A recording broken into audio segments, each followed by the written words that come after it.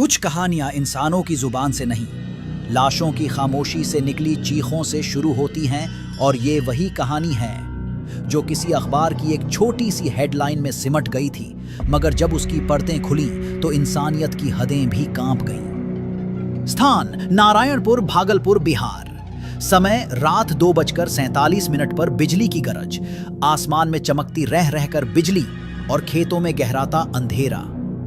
गांव की एक बूढ़ी औरत सरस्वती देवी, जो खेत के किनारे अकेले रहती थी, अचानक नींद से जागती है। उन्हें खेत की तरफ से अजीब सी जलने की गंध आ रही थी। सरस्वती देवी, हे राम, ये कैसी बदबू है? कहीं कोई जानवर तो नहीं मरा खेत में? वो कांपते हुए हाथों से लालटेन उठाती हैं और खेत की ओर बढ़ती हैं। कुछ कदम चलने के बाद उन्हें मेढ़ पर पड़ा एक काला साया दिखाई देता है। वो पास जाती हैं और देखती हैं एक अधजली लाश।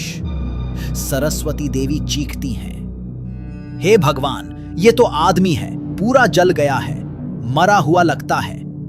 वो भागकर अपने पुराने मोबाइल से पुलिस को कॉल करती हैं। सरस्वती देवी, हेलो थाना साहब, मेरे खेत में कोई पड़ा है, जला हुआ है, जल्दी आइए।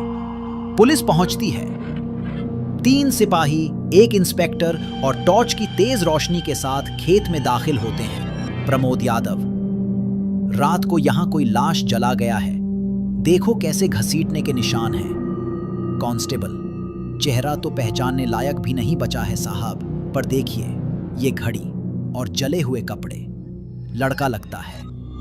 एसआई, शरीर को जलाया गया है पर पूरा नहीं जला, हो सकता है पहचान मिटाने की कोशिश की गई हो। कुछ दूरी पर एक जली हुई नोटबुक का टुकड़ा और एक अधजला मोबाइल का खोल मिलता है। सबूत सील किए जाते हैं। एसआई, फॉरेंसिक को भेजो सब कुछ और मीडिया को अभी खबर मत देना। अगली सुबह अखबार की सुर्खियां। नारायणपुर के खेत में अधजली लाश, इलाके में सनसनी। हत्या या आत्महत्या, पुलिस जांच में जुटी। गांव में चर्चा फैल जाती है। सब एक ही सवाल कर रहे हैं, ये मरा कौन था? एक मां की दस्तक। तीसरा दिन। थाने के बाहर बैठी है एक औरत। आंखों में खून उतर आया है, चेहरे पर चिंता की लकीरें। नाम है राधा देवी। राधा देवी, साहब, मेरा बेटा राहुल 3 दिन से घर नहीं आया। कॉलेज गया था, वापस नहीं लौटा। क्या नाम है लड़के का? Rahul Kumar, BSc second year, बहुत सीधा लड़का था।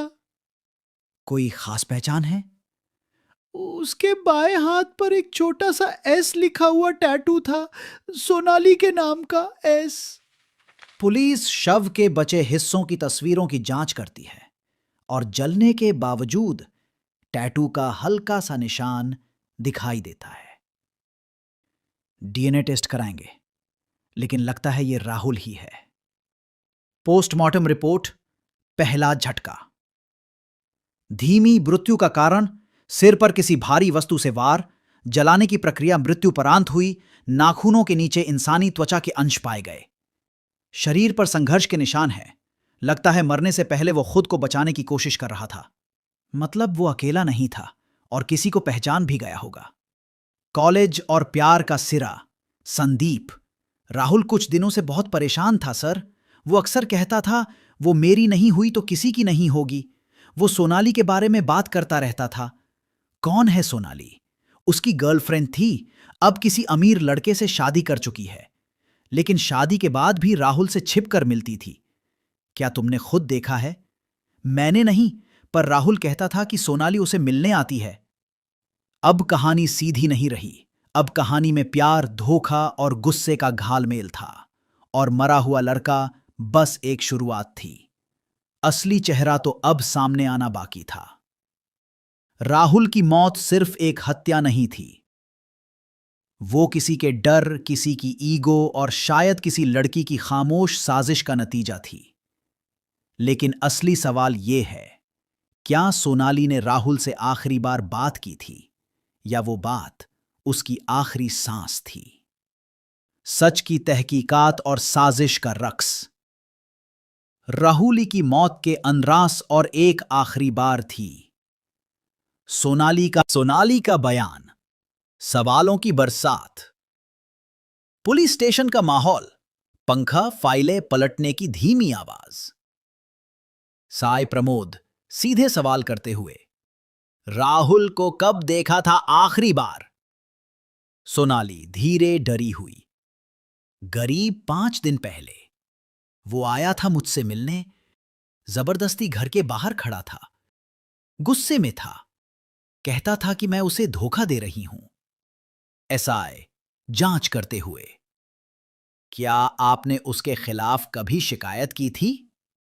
सोनाली कांपती आवाज में, नहीं। डरती थी, मेरे पति को सब पता चल जाता तो वो मुझे छोड़ देते। एसआई दबाव डालते हुए, क्या तुम्हारे पति को राहुल के बारे में पता था?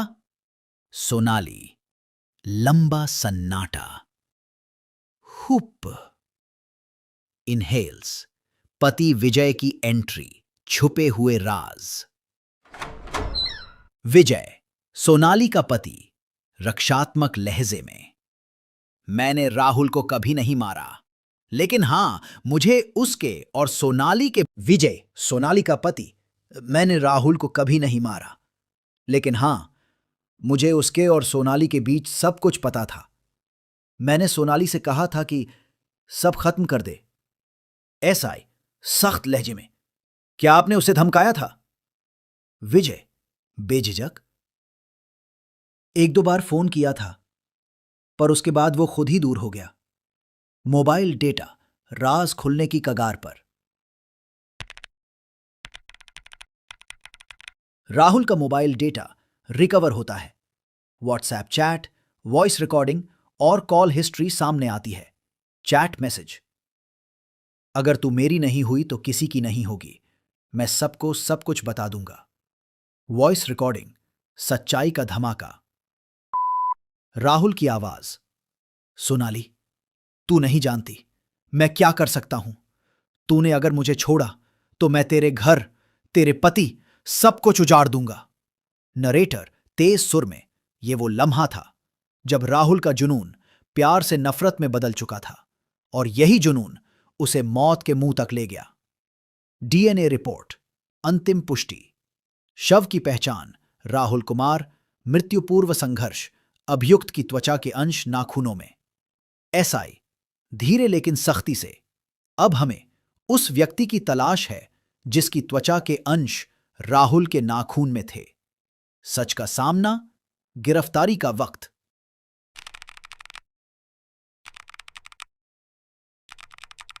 फोरेंसिक टेस्ट के अनुसार सोनाली के पति विजय की त्वचा का डीएनए मैच करता है।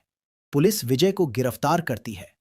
एसआई नजरों में आक्रोश, तुमने उसे क्यों मारा? विजय टूटते हुए, क्योंकि वो मेरी बीवी को ब्लैकमेल कर रहा था, वो उसकी जिंदगी तबाह कर रहा था। मैंने बस उसे डराना चाहा, पर गुस्से में मैंने ईंट उठाई और सब खत्म हो गया। नरेटर धीमे सुर में, कहानी खत्म नहीं हुई। एक जुनूनी आशिक, एक डरी हुई पत्नी और एक गुस्से से भरा पति, 3 जिंदगियां, एक मौत और एक ऐसा सच जो शायद किसी कोर्ट में भी पूरा बयान न हो पाए। नरेटर धीरे लेकिन भारी आवाज में फेड आउट के साथ, वो शव अब कभी नहीं बोलेगा, लेकिन उसकी जलती हुई खामोशी आज भी उस खेत में गूंजती है। कुछ कहानियां कभी खत्म नहीं होती, वो बस इंतजार करती हैं अगला शिकार बनने का, अगली सांस, अगली चीख और अगली रूह शायद तुम्हारी हो। वेल ऑफ डार्कनेस सिर्फ एक चैनल नहीं, ये उन सच्ची कहानियों का अंधेरा द्वार है जिन्हें सुनना जितना आसान है, भूलना उतना ही नामुमकिन। इस कहानी को लिखा है राज ने, एक ऐसा किस्सा गो जो अंधेरे को महसूस करता है और उसे आवाज देता है। सब्सक्राइब कर लो, क्योंकि अगली दहशत दरवाजा खटखटा रही है।